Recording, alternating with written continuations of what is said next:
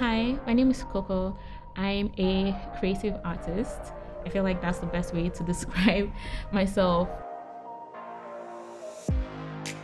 Today, I'll be talking about understanding yourself and how that relates with confidence.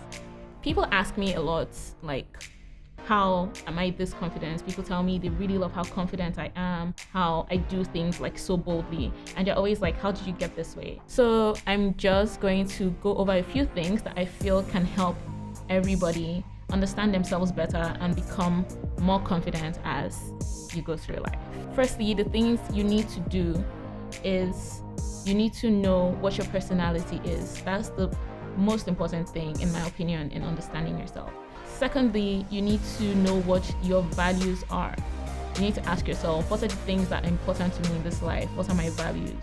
The third thing is you need to know your strengths and weaknesses. So you see why I said everything comes from knowing your personality. So when you know your strengths and weaknesses, you know, okay, this is how far I can go. And you know, okay, this one, my liver no reach there at all. And then your talents, you also need to know your talents because it goes a bit further from knowing your strengths. Because when you know your talents, you know, okay, this is what I'm good at. And when you know in your heart that, look, if it's this one at full ground, bruh, there's nothing anybody will tell you. Like, even the times when you're feeling in your heart, like, am I sure? That voice there that knows like this is your talent will be like, guy, level up, let's do this thing. So how can you get to the point where you can understand these things about yourself? So it's basically tips, things I did to understand myself better that got me to knowing what my personality type is, that helped me understand my talents and how to leverage them in situations, stuff like that. So first of all, journaling.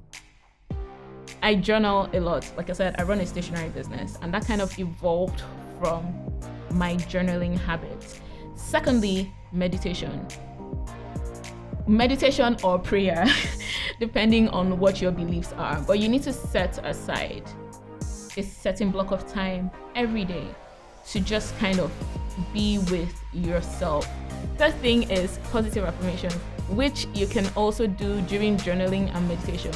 But then I'm sure you've heard online, please, this is not the one where people are like, speak to rice. This is like basically gingering yourself. That's how I see positive affirmations, because I'm not going to lie. There are times when you don't feel so confident. Even me, like, I generally think I'm a pretty bold person, but there are times when I'm like, low. I have low periods, and those are times when I kind of just speak to myself and remind myself like how much of a badass I am.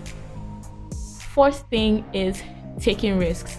So this might not make sense to some people, but in this life, honestly, you need to take risk and succeed, because doubt is a crippler.